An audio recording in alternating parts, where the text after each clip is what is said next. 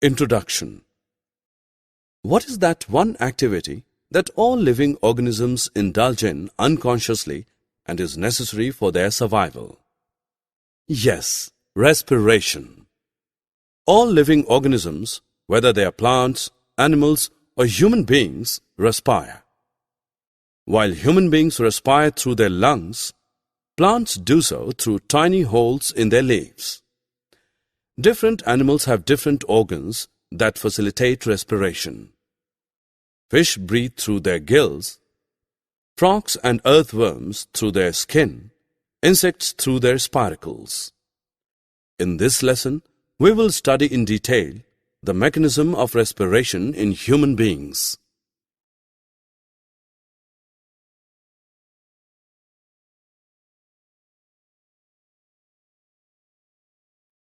Objectives.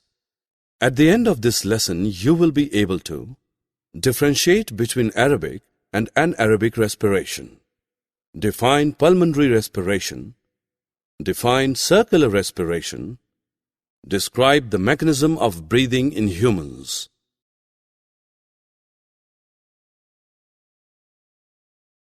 Let us look at what is breathing. When a human being breathes, he exchanges the unwanted carbon dioxide with oxygen, which is essential for survival. Breathing involves two steps: inhalation and exhalation. Inhalation refers to the taking in of oxygen from the air into the body. Exhalation refers to the expulsion of carbon dioxide from the body into the atmosphere. During inhalation, the chest rises as the lungs are filled with oxygen, whereas during exhalation, the chest falls as the carbon dioxide is emptied from the lungs. Such visible breathing is known as external or pulmonary respiration. We will now look at internal or cellular respiration. In this process, cells present inside human body exchange unwanted carbon dioxide with the essential oxygen through cell walls. Our body needs energy to perform various activities. The energy is produced when the food we eat is broken down into glucose. Breakdown of food requires oxygen obtained through inhalation. Thus, cellular respiration is the process by which cells make use of the energy obtained from food.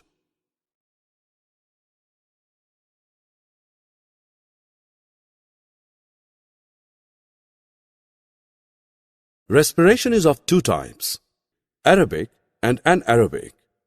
Aerobic respiration is the respiration that takes place in the presence of oxygen.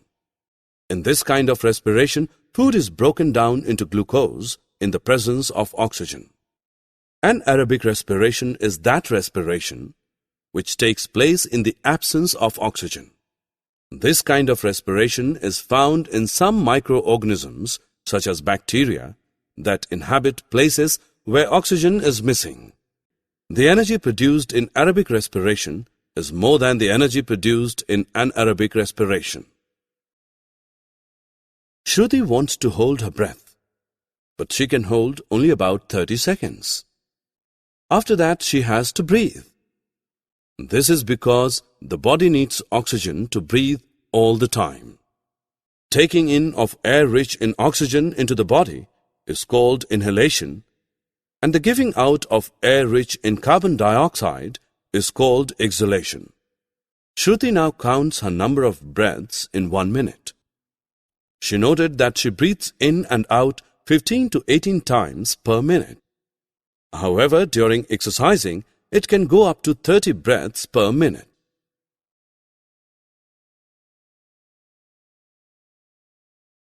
Let us now understand how breathing occurs in human beings. First, we inhale air through our nostrils. This inhaled air passes into the nasal cavity. Here, the air is filtered and heated. From the nasal cavity, the inhaled air passes down the throat and enters the windpipe known as trachea. From the trachea, it reaches both our lungs, which are present in the chest cavity. This cavity is surrounded by ribs on both sides. These ribs form a cage-like structure called the rib cage. A large muscular sheet called the diaphragm forms the floor of the chest cavity. The rib cage and the diaphragm show movements during inhalation and exhalation.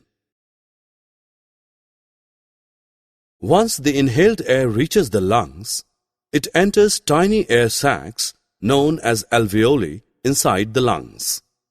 Here in the alveoli, gas exchange takes place, that is, oxygen is exchanged for carbon dioxide. The oxygen in the alveoli travels into the bloodstream and is used up in cellular respiration.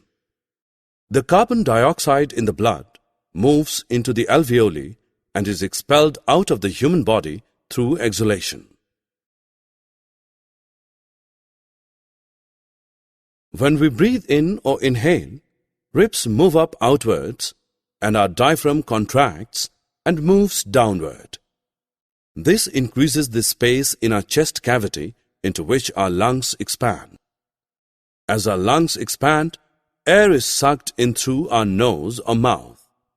The air travels down trachea into our lungs.